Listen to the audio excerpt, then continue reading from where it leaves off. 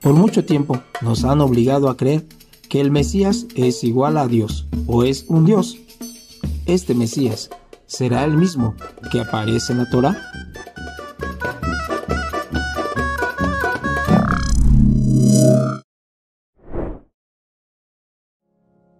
Con el permiso de los cielos y con el permiso de mis maestros, me dispongo a decir lo siguiente con respecto a este tema. Bueno, hemos estado hablando alrededor de ya varias clases el tema del Mashiach, hemos estado explicando algunas cosas muy importantes sobre este tema. Bezrat Hashem, hoy vamos a tener el sefut de Akadosh Baruj Hu nos da el permiso de concluir con el tema del día de hoy, así que sean todos bienvenidos, tanto los que están ahorita presentes como los que vayan llegando después de esto. Bueno, ya estuvimos hablando directamente sobre varias cuestiones, estuvimos leyendo varias profecías con respecto al libro de Isaías, de Ezequiel, y bueno, esta es la tercera etapa, ¿ok? Entonces, vamos a continuar. Esto fue lo que nos quedamos en la última clase y hoy continuamos con esta otra parte. Algo muy interesante que sigue diciéndonos la Torá en el capítulo 39 del libro de Ezequiel, que nos habla directamente sobre una última guerra, la famosa guerra de Gog y Magog. Según la tradición oral, la transmisión de la Torá oral, esta va a ser la última guerra mundial y en esta guerra va a pelear el Mesías y Dios va a someter a sus enemigos y se glorificará a Hashem, Dios, delante de todo el mundo. Entonces vamos a observar un poco sobre este tema y avanzaremos. Dice en el capítulo 39 y en adelante de la siguiente manera: tú pues, hijo de hombre, profetiza contra Gog y di, así ha dicho el Señor Hashem, tu Dios, he aquí yo estoy contra ti, Gog, príncipe soberano de Meshech y Tubal, y te quebrantaré y te conduciré y te haré subir de las partes del norte y te traeré sobre los montes de Israel y sacaré tu arco de tu mano izquierda y derribaré tus saetas de tu mano derecha. Sobre los montes de Israel caerás tú y todas tus tropas y los pueblos que fueron contigo, aves de rapiña de toda especie y las fieras del campo te he dado por comida. Sobre la faz del campo caerás, porque yo he hablado, dice el Señor tu Dios, y enviaré fuego sobre Magog y sobre los que moran con seguridad en las costas, y sabrán que yo soy Hashem. Entonces, es el texto que vamos leyendo, vamos observando aquí. Muy interesante que va a haber, ya prácticamente se profetiza que habrá una tercera guerra mundial y en esta guerra prácticamente el Mashiach estará, el rey Mesías, peleando en esta guerra, así que es un tema muy interesante. Vamos a ver también en el Salmo que habla sobre la guerra de Gog y Magog, también en esta guerra en la cual el Mesías va a pelear en ella y nos cuenta que quebrará a los enemigos de Hashem, de Dios, y los va a desmenuzar. Y esto es parte de la obligación para nuestras notas, es una obligación del Mesías que tiene él como rey de Israel de conducir y de pelear en la guerra que tiene el objetivo de devolver el reinado a Israel. Cuando hablamos de devolver el reinado a Israel, nos referimos literalmente en ambas cuestiones, ¿no? Tanto que se establezca un liderazgo a través de reinado y también territorialmente hablando. Por lo cual esto nos llevaría a la siguiente deducción, que básicamente el pueblo de Israel debe de retomar la tierra de Israel, diríamos, perdón por la expresión, pero es real, por las buenas o por las malas, ¿sí? Entonces este rey Mesías tiene, como decíamos, como rey de Israel, tiene la obligación de conducir y pelear la guerra que tiene como objetivo devolver este reino y a la vez también llevar el reino de Hashem a todo el mundo, pues van a existir personas, o sea, ya nos está declarando desde este momento la profecía, pues que va a haber personas que no van a estar dispuestas en ningún modo de seguir el camino de Dios, no van a querer seguir ese camino, y entonces se van a endurecer sus corazones y se van a negar a la Torá. Por lo tanto, Dios ha decretado que esta va a ser una guerra contra ellos. Por eso nos dice claramente, y luego habrá furor y ellos turbarán su ira. ¿De acuerdo? Es muy importante tener en cuenta esto. Dice el Salmo capítulo 2. Dice, ¿por qué se amotinan las gentes y los pueblos piensan cosas vanas? Se levantarán los reyes de la tierra y los príncipes consultarán unidos contra Hashem y contra su ungido Mesías, diciendo, rompamos sus ligaduras y echemos de nosotros sus cuerdas. Entonces, por eso decíamos, pues va a estar aquí la cuestión muy interesante. Sigue diciendo el texto, el que mora en los cielos se reirá, el Señor se burlará de ellos, y luego hablará a ellos en su furor y los tumbará con su ira, pero yo he puesto mi rey sobre Sión, mi santo monte, los quebrarás con vara de hierro, como vasija de alfarero los desmenuzarás. Wow, es claramente muy, muy, muy fuerte y muy claro lo que está diciendo.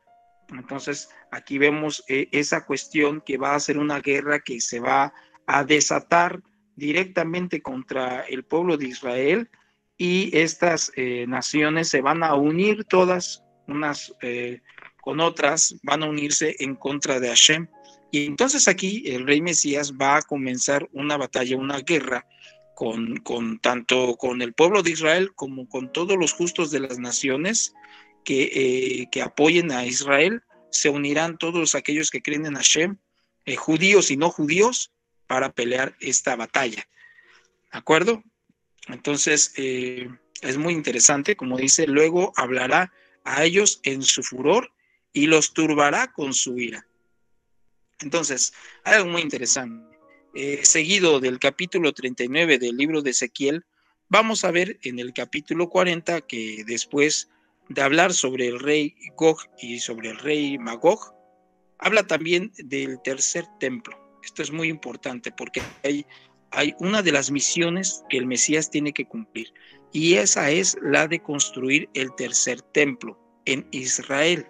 ¿De acuerdo? Y esto sí es importante. En el libro de Zacarías dice de la siguiente manera: así ha hablado Hashem de las huestes, diciendo, he aquí, el varón cuyo nombre es el renuevo, el cual brotará de sus raíces y edificará el templo de Hashem. Él edificará el templo de Hashem, y él llevará gloria, y se sentará y dominará en su trono, y habrá sacerdote a su lado, y consejo de paz habrá entre ambos. ¿De acuerdo? Esto es muy importante. O sea, por un lado estamos hablando de que tiene que haber la construcción del templo físico y literal. Literalmente tiene que construirse. No es algo así como que simbólico o metafórico, sino que literalmente se tiene que construir tal cual debe de ser. También debemos de saber que de las profecías que tienen que ver con las acciones o las obligaciones del Mesías, el templo también, después de que haya sido construido, porque esto no puede ser antes, tiene que ser después de que se construya el templo, entonces el templo será un centro espiritual mundial. O sea, todos se van a reunir para agradecer a Hashem. En el libro de Isaías, en el capítulo 2, como nos dice claramente, la palabra de Isaías, hijo de Amós, sobre Judá y Jerusalén, será en la posteridad de los días, o sea, se refiere a los tiempos finales, afirmado el monte de la casa de Hashem por cabeza de montes, y se elevará más que los collados, y fluirán a todas las naciones. Entonces, sigue diciendo, y darán muchos pueblos, y dirán, id y ascendamos al monte de Hashem, hacia la casa de Dios de Jacob. y nos instruirá de sus caminos e iremos en sus senderos, porque desde Sión saldrá la Torá y la palabra de Hashem desde Jerusalén. Entonces, claramente vemos que otra de las etapas cuando venga el Mesías es que todos tienen que llegar a Jerusalén a servir al Creador y sean judíos o no judíos, o sea, todas las naciones del mundo se acercarán y entonces el templo será el centro de reunión mundial. Entonces, si vemos en el libro de Números, en el capítulo 24, en el verso 7, algo muy interesante sobre este famoso, pues, malvado, porque era Balaam y Bilam, sobre esta cuestión que encontramos en el libro de Números. Él profetiza y observa a futuro qué es lo que va a suceder también. Números capítulo 24, verso 17. Él dice lo siguiente: lo veré, mas no ahora, lo miraré, pero no está cerca. Ha surgido una estrella de Jacob y se levantó el cetro de Israel. Y atravesará a los nobles de Moab y quebrantará a los hijos de Set. Y será Edom su herencia y será la herencia de Seir de sus enemigos. Entonces, para que nosotros podamos entender claramente lo que está diciendo el libro de Números, capítulo 24, verso 17, requerimos forzosamente de la Torá oral, o sea, la explicación oral que nos va a dar luz a este texto y nos permitirá llegar al trasfondo de él. Entonces, hoy veamos si explicamos según la Torá oral. Esta profecía nos habla de dos aspectos importantes. La profecía habla también tanto del rey David, tanto del rey David como del rey Mesías que vendrá después de David. Entonces, observemos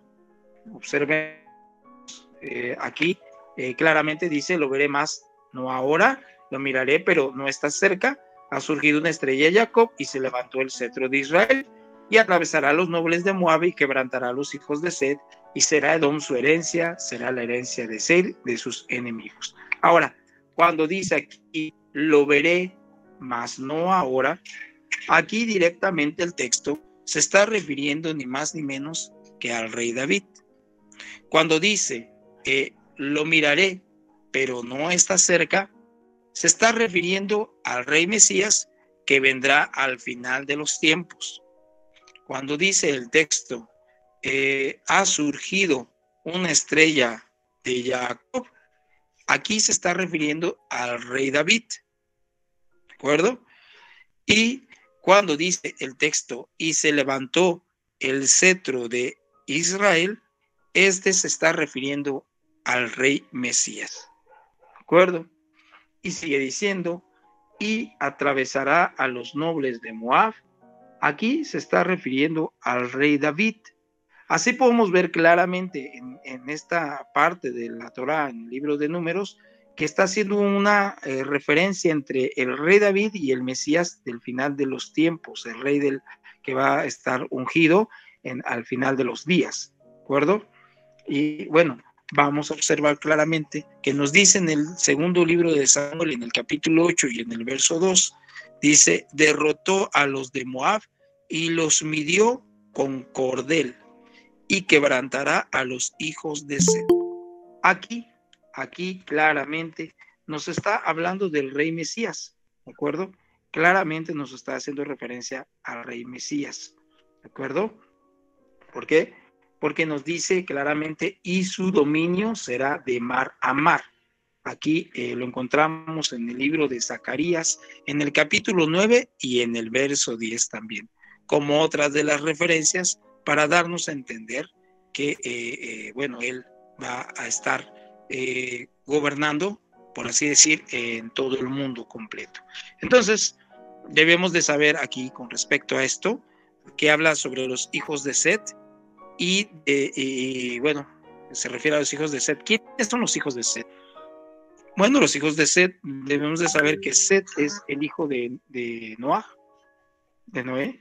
Entonces, prácticamente hay una descendencia de Set, nos está diciendo claramente la Torá, ¿Quiénes son los descendientes de Set? Bueno, al hacer esta referencia se está refiriendo a todos los seres humanos, a toda la humanidad, porque Set pues es el hijo de Adán, perdón, el primer hombre, ¿de acuerdo? Ok, entonces debemos de tener claro esto. Por eso dice, y Edom será su herencia. Y Edom fue su herencia, o sea, prácticamente es así porque David, como está escrito sobre él en el segundo libro de Samuel, capítulo 8, verso 2, y fue Edom para David por siervos. O sea, se está refiriendo que entonces será la herencia de 6 de sus enemigos. O sea, que prácticamente subirá al monte, dice, subirán salvadores al monte de Sión para juzgar el monte de Esaf. Abdías capítulo 1, verso 21. Entonces el monte de Esaf pues es conocido también como el monte de Seir, por eso lo dice así.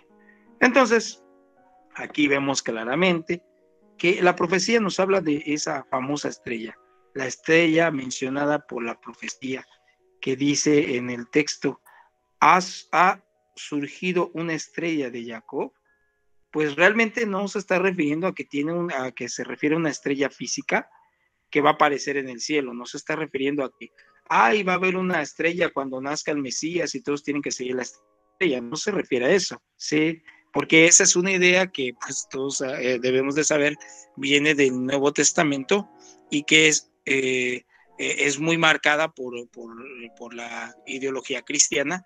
Sin en cambio, el texto no se refiere a eso, porque esto es una metáfora para referirse a una persona, y en este caso, esa estrella de la que está hablando el texto se refiere directamente al rey David. Pues podríamos decir, hasta aquí vamos a hacer una pausa y vamos a llegar pues a las profecías del Mesías. Probablemente todos me digan en este momento, pero si hay más profecías que no nos has mencionado, querido amigo. Hay profecías que no se han hablado en este tema. Bueno, les quiero decir que en realidad hay muchas profecías que, pues lamentablemente, equivocadamente se han interpretado como que se refieren al Mesías, ¿no? Igualmente hay profecías que se refieren a algo de aquel momento, claro que sí, pero a la misma vez al Mesías venidero. Entonces, ha sido, la verdad, malinterpretadas. Gran parte de estas profecías han interpretado muy mal, y esto ha sido gracias a la visión cristiana, queriendo demostrar que en ellas o que el Mesías es un Dios, o que el famoso personaje por el cristianismo conocido como Yeshua cumplió con dichas profecías. Es por esto que hemos decidido desarrollar en los estudios que vienen después de hablar este tema y dejarlo más claro. Así que hasta aquí las profecías. No queremos seguirnos enfocando en profecías para seguir avanzando en los demás temas. Vamos a retomar el tema del Mesías según la perspectiva hebrea. Así que vamos a hacer un pequeño resumen para concluir con este tema y Bezrat Hashem llegar hasta aquí. Así que vamos a ser totalmente honestos. De todas las profecías que hemos visto en estos temas que hemos estado abarcando alrededor de estas semanas, según la Torá, también hemos estado explicando la explicación oral de estas profecías. No solamente lo que dice la Torá escrita, sino también la Torá oral.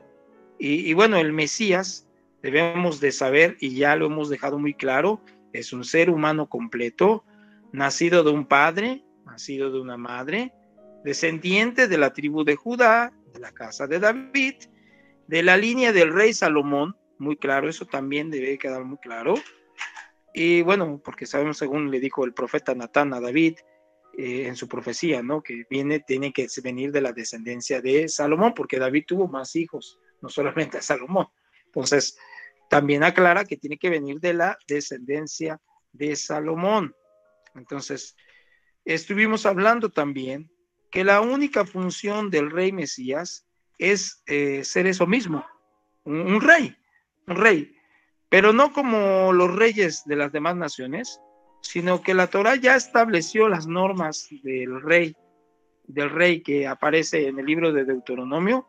Ya lo hemos estudiado en las clases anteriores, cuáles son las pautas que no se debe de ensoberbecer, que debe de escribir un libro de Torá. Todo eso ya lo estudiamos anteriormente. Y también debemos de saber, ya hablando de este tema, que agregando, David también cumplió todas las normas del rey, todas las normas, como dice en el libro de Deuteronomio, todas las normas las cumplió él también. Bueno, decíamos también que el rey debe de estudiar su rollo de Torá todos los días de su vida, y que pues por lo tanto David fue un estudioso de Torá, ¿sí? Y él mismo lo expresa en el Salmo 119 y en otros salmos. Él explica claramente su deleite es el estudio de la Torá, ¿no? Así que igualmente el Mesías va a ser un rey y un maestro de Torá. Desde luego tiene que saber mucha Torá y cabeza de todo el pueblo de Israel. Solo que todos los reyes anteriores pues reinaron solo en la tierra de Israel, en el espacio geográfico de la tierra de Israel, y pues dominaron sobre una que otra nación, pero no todo el mundo estuvo bajo su dominio. Así que nos dicen las profecías que cuando hablan de este rey Mesías ungido que vendrá al final de los tiempos, él sí va a dominar todo el mundo. Su dominio va a ser de mar a mar. Recuerden lo que habíamos estudiado y habíamos analizado en el libro de Ezequiel, en el capítulo 9 y en el verso 10, que dice, y habrá paz a las naciones y su señorío será de mar a mar. O sea, va a ser completamente no podemos decir de punta a punta porque el planeta no tiene puntas, pero se comprende que va a dominar el mundo entero. ¿De acuerdo? Así que el concepto del Mesías, pues, se puede comprender solamente al leer con mucha atención. Cuando leemos con mucha atención todas las palabras de la Torá y entender los mensajes de cada una de las profecías según su contexto, el contexto que aparece en la Torá, y según su lenguaje, entonces las escrituras se vuelven claras para nosotros. Entonces nos preguntamos nosotros, bueno, ya nos queda muy claro que la Torá explica este tema del Mesías de una manera muy completa. Y nos preguntamos entonces, ¿por qué razón? O sea, ¿cuál es el motivo, la razón de que el cristianismo empieza a proclamar otro concepto de lo que es un Mesías? O sea, el cristianismo nos enseña un concepto del Mesías totalmente distinto al que aparece en la Torá, ¿ok? Y bueno, debemos de saber la verdad. Yo quisiera decir que esto ha sido debido a dos motivos. El primer motivo es que todo aquello que ocurrió en la historia de aquel concepto se malinterpretó, ¿no? Se malentendió. Y el segundo motivo es que también estos eventos que se dieron históricamente se mezclaron con los conceptos religiosos paganos, porque recuerden que la Iglesia Católica toma posesión, Roma toma la posesión del cristianismo como tal, y entonces como ellos venían con culturas paganas, con ideologías paganas, pues intentan interpretar las escrituras desde su contexto cultural pagano, y eso es lo que genera un grave error de interpretación al respecto del tema del Mesías. ¿De acuerdo? Entonces, ya teniendo estos dos puntos como base, seguiremos analizando. Así que ya para hacer un resumen, hemos explicado la interpretación real de la Torá según fue transmitida, incluso por los propios profetas que la recibieron de Hashem, y la cual se ha transmitido de generación en generación. Así que por último, ya para concluir con este tema, analicemos juntos entonces. ¿Quién es el Mesías? ¿Quién es el Mesías? Bueno, debemos de saber, primero, número uno, es un ser humano, completamente un ser humano normal. Dice en el libro de Isaías, en el capítulo 32, y será el varón como el que esconde el viento y ocultamiento de la tormenta. ¿De acuerdo? También el Mesías, nos dice la Torá, es un hijo de Israel, como dice en el libro de Deuteronomio capítulo 17, de en medio de tus hermanos pondrás sobre ti un rey. O sea, volvemos a dejar claro que no puede ser un extranjero, tiene que venir dentro del mismo pueblo de Israel. Otra cosa que vimos sobre quién es el Mesías es que dice que debe de venir de la tribu de Judá o Yehudá. Esto lo encontramos en el libro de Génesis, en el capítulo 49. Cachorro de león es Judá, ¿sí? Haciendo referencia a que el león, pues como tal, tiene la realeza, ¿de acuerdo? Se le termina la realeza. Y otras cosas que aprendimos también es que es un descendiente de David, como está escrito en el segundo libro de Samuel, en el capítulo 7, que dice: levantaré tu simiente después de ti, el cual saldrá de tus entrañas y estableceré su reino. Bueno, también una última cosa que estuvimos viendo sobre quién es Mesías es que el Mesías aparecerá en los días postreros y con él volverá el reinado de Israel. Hoy en día no hay rey en Israel, ¿sí? Esto lo encontramos escrito en el segundo, en Isaías capítulo 2, perdón, que dice: será en la posteridad de los días, haciendo alusión o referencia a los días finales de ¿cuáles son las misiones o cuál es la misión del Mesías? ¿De acuerdo? Así que, ¿están de acuerdo conmigo? Ya dijimos claramente quién es el Mesías, ya nos quedó claro quién debe ser, ¿sí? Creo que si habláramos ya honestamente por autoevaluación y por método de descalificación como un evento de belleza, pues ya sabemos que prácticamente este personaje del cristianismo, con todo lo anteriormente dicho, queda descalificado prácticamente de este tema del Mesías. O sea, prácticamente gran parte de su estructura y de su enseñanza están fuera de orden. Y ahora vamos a hablar con respecto a la misión, que también de alguna forma descalificaría a este personaje y lo dejaría completamente nulo, tanto a él como a todos aquellos falsos mesías levantado en la historia, porque es para saber de nosotros que este no ha sido el único falso mesías que se ha levantado. A lo largo de la historia han habido infinidad de falsos mesías.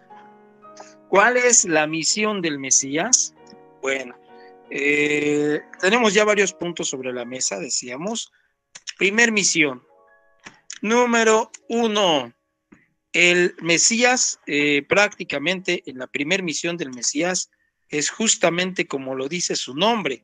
O sea, debe de ser ungido literalmente con el aceite especial de la unción que se prepara solamente en el Bet Hamikdash, en el templo, ¿sí? Y debe de ser ungido para la función de ser un rey ungido. Y por eso su misión principal pues, es ser el rey de Israel. Y todo lo que un rey pues debe de hacer, ¿no? como lo dice el libro de Deuteronomio, que ya habíamos estado explicando anteriormente.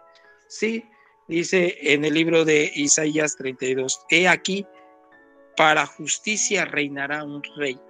O sea, una de las misiones, la primera misión que tiene que cumplir el Mesías es ser un rey ungido. Entonces, si hablamos de este personaje, Yeshua, pues ya desde ahí queda descalificado, porque en ningún momento fue ungido por el Cohen Gadol, por el sumo sacerdote, para fungir como rey. Ya desde ahí decimos, ya queda completamente anulado. Número 2, dentro de la misión que el Mesías tiene que cumplir, dice la Torá que él debe de pelear las guerras de Hashem, y esto lo encontramos escrito en el libro de Salmos, en el capítulo 2, los quebrantarás con vara de hierro, como vasija de alfarero los desmenuzarás. Ya lo estudiamos también en el día de hoy, ¿de acuerdo?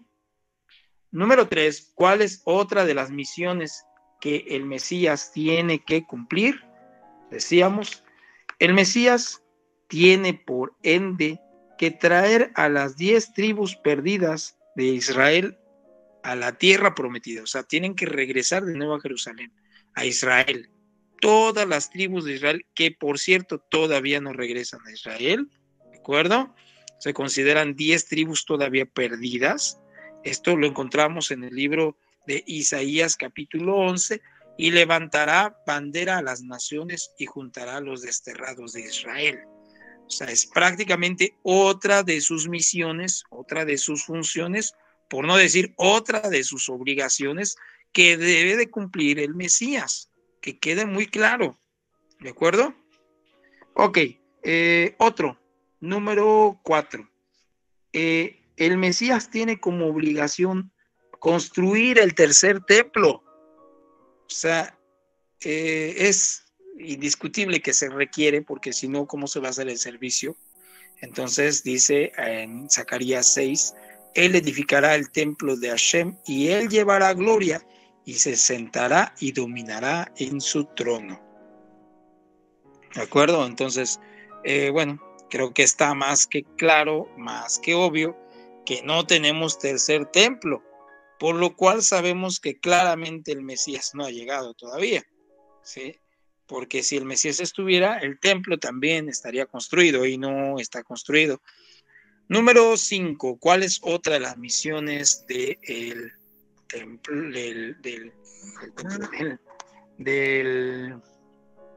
del Mesías? Decíamos, gobernar sobre todas las naciones, las cuales se van a reunir hacia él.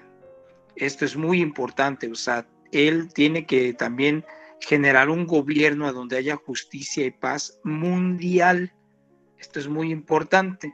Dice en el libro de Génesis 49, no se apartará el cetro de Judá y el legislador de entre sus pies hasta que venga Shilo. Ya lo explicamos en temas anteriores, y a él se congregarán los pueblos. ¿De acuerdo? Otra de las cosas que ya estamos de hoy ya sacando conclusiones básicas que deben de estar como misiones que el Mesías tiene que cumplir. Número 6, otra de las misiones que tiene que hacer el Mesías, ya lo habíamos comentado también, es hacer justicia en el mundo, ¿sí? Esto, como dice el libro de Jeremías 33:15, en aquellos días y en aquel momento haré brotar para David un plantío de justicia y hará juicio y justicia en la tierra. O sea, forzosamente tiene que haber justicia, cortes de justicia que vayan conforme a la Torá. O sea, es prácticamente una de las obligaciones o misiones que el Mesías debe de concretar. ¿Claro? Número 7. Lo dividimos en dos partes.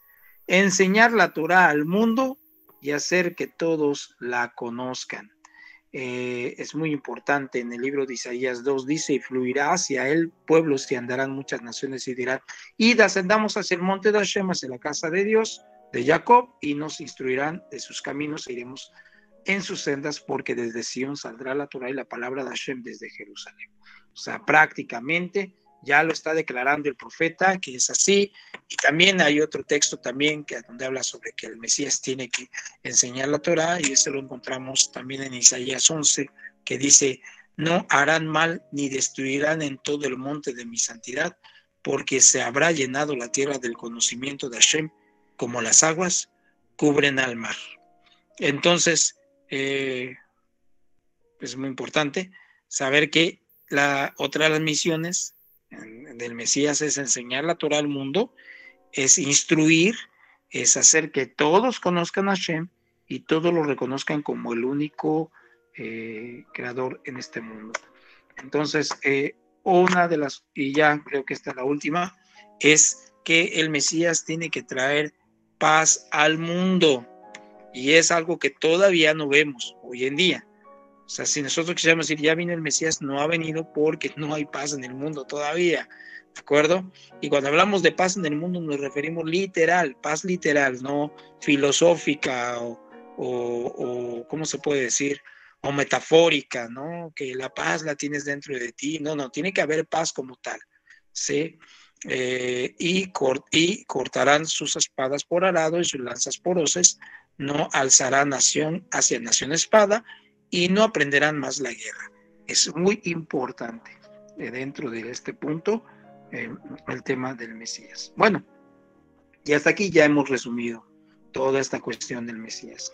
Ya para concluir, me gustaría agregar dos versos del Salmo capítulo 45.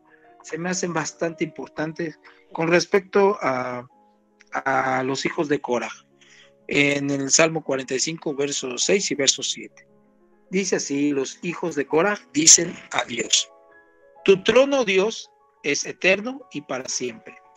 Cetro de justicia es el cetro de tu reino. Dice el verso 7: has amado la justicia y aborrecido la maldad. Por tanto, te ungió Dios, el Dios tuyo, con óleo de alegría más que a tus compañeros. Entonces, en el primer verso, el verso 6, el capítulo 45, nos dice, pues, se dirige Dios como diciendo que el verdadero reino solamente es de Dios, solamente Dios es el único que va a reinar, siendo que el Creador es el Rey de Reyes sobre la tierra, y dicho Rey trae su propio reinado. Por eso es que vemos que dice el cetro el cetro de tu reino. Así vamos a encontrar que dice el cetro de tu reino, dando a entender que pues Hashem es el que reina por sobre todo. Y también pues se refiere a la casa de David, porque, o sea, el Mesías, el cual va a ser el instrumento de Hashem, el instrumento de Dios. O sea, el Mesías se puede considerar como si fuera el cetro de Dios para hacer solo la voluntad de Dios en la tierra.